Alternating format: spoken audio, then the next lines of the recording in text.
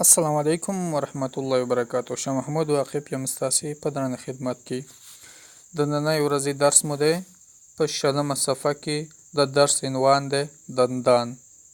په ننني درس کې 3 کسان سره خبرې کوي چې یو یې مور ده مادر، دوهم ډاکټر صاحب دی او دریم خپله داود دی.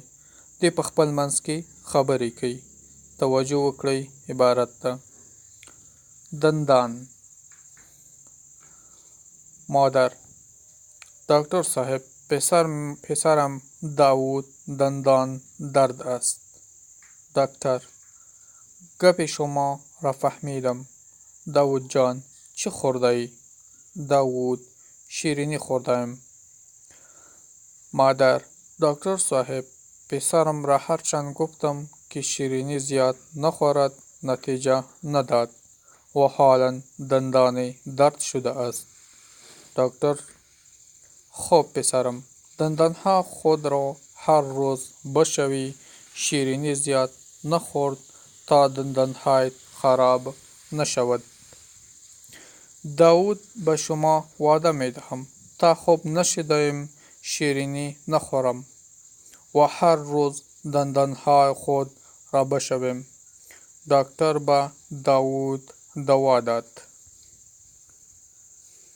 توجه وکړئ معنا ته. دندان غاښونه.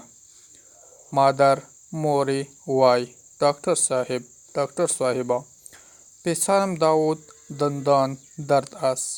زما د زوی داود په غاښونو درد دی. ډاکټر جواب ورکوي: ګپې شما را فهمیدم. ستا په خبره پوه شوم. داود جانه چه خورده ای؟ چه دی خوړلی؟ داود جواب ورکوي: شیرینی خورده‌ام. خواږه مې خوړلې ده. مادر مورې ورته وایي: دکتر صاحبه پسرم را هرچند گفتم که شیرینی زیاد نخورد نتیجه نداد. ډاکټر صاحب هر څومره مې چې زوی ته وویل چې خواږه مه خوره کومه نتیجه یې ورنکړه و حالا دندان درد شده است چې اوس یې په غاښونو درد دی. ډاکټر ورته وایي: خب پسرم، ښه بچیه، دندانهای خود را هر روز بشوی. خپل غاښونه هره ورځ ووینځه. شیرینی زیاد نخور، زیاته خواږه مه خوره تا دندانهایت خراب نشود تر څو ستاسې غاښونه خراب نشي. داود جواب ورکوي: به شما وعده می دهم تا ته زه دا وعده در کوم تا خوب نشدیم شیرینی نخورم تر څو چې زه ښه نشم میوه او خواږه نخورم و هر روز دندانها خود را بشویم او هر ورځ به خپل غاښونه وینځم.